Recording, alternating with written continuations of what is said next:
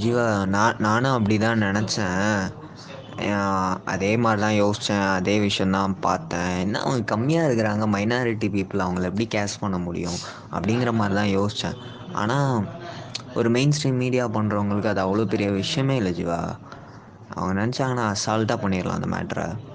அப்புறம் நிறைய பேர் இருக்கிறாங்க, நிறைய சான்சஸ் கேட்டு நிறைய பேர் கிட்டத்தட்ட அவங்க இருக்கிற அவங்களோட விஷயங்கள்லே 50% 60% பீப்புளுக்கு மேலே இந்த மாதிரி சினிமாவில் சான்சஸ்க்கு எதிர்பார்க்குற மனுஷங்க தான் நிறைய பேர் இருக்கிறாங்க. அதுவும் இல்லாமல் அதெல்லாம் ஒரு சப்பக்கட்டு ஜீவா. அது வந்து சரியான நாலேஜ் இல்லாமல், சரியான அறம் இல்லாமல் எடுத்த ஒரு விஷயந்தான் இது. இது ஸ்டார்டிங்லேருந்தே பண்ணிட்டு தான் இருக்கிறாங்க. என்னாலையும் இப்போ வர இந்த மொமெண்ட் வர சீரியஸாக அவங்கள வந்து அப்படி ஒரு தனிப்பட்ட ஒரு பாலினமாக என்னால் யோசித்து பார்க்க முடியல. ஏன்னா இதுவரை நான் அப்படி எந்த படமே பார்த்ததில்ல. பேரன்பு தவிர வேறு எந்த படமே அவங்களுக்கு ஜஸ்டிஸே கொடுத்ததே கிடையாது. Jeeva, this is not only about having a chance for trans people Jeeva. It is more about the psychological reaction of the brain.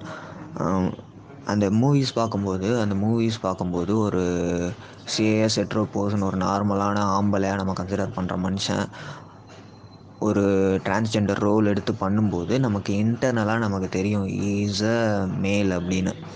So later அது என்ன நடக்கும் அப்படின்னா, நம்மளோட சொசைட்டியில் நம்ம கூட ஏதாவது ஒரு டிரான்ஸ் பர்சன் இருக்கிறாங்க அப்படின்னா, அவங்கக்கிட்ட நம்ம பழகணும் அப்படின்னா நம்மளை கேன்னு வந்து பீப்புள் கன்சிடர் பண்ணிடுவாங்களோ, நம்ம ஃப்ரெண்ட்ஸ் நினச்சிருவாங்களோ, நம்மளை சுற்றி இருக்கிற ரிலேஷன்ஸ் நினச்சிருவாங்களோ அப்படின்னு சொல்லி ஃபீல் பண்ணிடுவாங்க. அந்த டிரான்ஸ் விமனாகவே கன்சிடரே பண்ணவே முடியாது மனுஷங்களால். சாதாரணமாக அந்த டிரான்ஸ் உமனுங்கிறவங்க வந்து ஒரு பொம்பளை வேஷம் போட்டுக்கிட்டு இருக்கான் அப்படிங்கிற மென்டாலிட்டி தான் வருமே தவிர, அவங்க வந்து ஒரு பொம்பளை அப்படிங்கிற மென்டாலிட்டி நமக்கு கடைசி வரவே வராது. இந்த மாதிரி சிஎஸ் ஹெட்ரோ பர்சன் வந்து டிரான்ஸ் பீப்புளாக நடிச்சுக்கிட்டே இருந்தாங்க அப்படின்னா, இப்போது இதே விஷயம் நார்மலாக ஒரு ஹீரோயின் ரோலை வந்து ஒரு டிரான்ஸ்ஜெண்டர் பண்ணுறாங்கன்னு வையேன், அவங்கள வந்து பொம்பளையாக பார்ப்போமா? இல்லை நமக்கு பிடிச்ச நம்மளோட ஹீரோஸ் யாரோ ஒரு ஹீரோயின் ரோல் பண்ணுறாங்க அப்படின்னா அதை நம்ம விரும்பி பார்ப்போமா? பார்க்க மாட்டோம்ல. நமக்கு அதானே ஃபீல் ஆகும். நமக்கு வந்து ஒரு ஆம்பளை வந்து பொம்பளை வேஷம் போட்டு நடித்தா அதை நம்ம பார்த்து அவ்வளோவா ரசிக்க மாட்டோம். அதே மாதிரி ஒரு திருநங்கை வந்து ஒரு ஆம்பளையாக நடித்தா நம்ம அதை ரசிக்க போகிறது கிடையாது.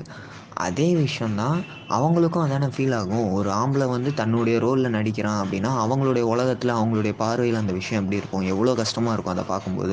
எப்படி ஒரு ஆம்பளையால் அவங்களோட ஃபீலிங்ஸை புரிஞ்சிக்க முடியும்? இதுதான் அந்த டாப்பிக்கே. இது அவங்களுக்கு கிடைக்கிற சான்சஸ்ங்கிறது வந்து இதில் வந்து ஒரு 20% 10% தான் அதை பற்றின டாக் இது. அதை தாண்டி இது வந்து இந்த சொசைட்டியில் அவங்களுக்கு க்ரியேட் பண்ணுற மிகப்பெரிய ஸ்பேஸ் குறித்து பேசினது.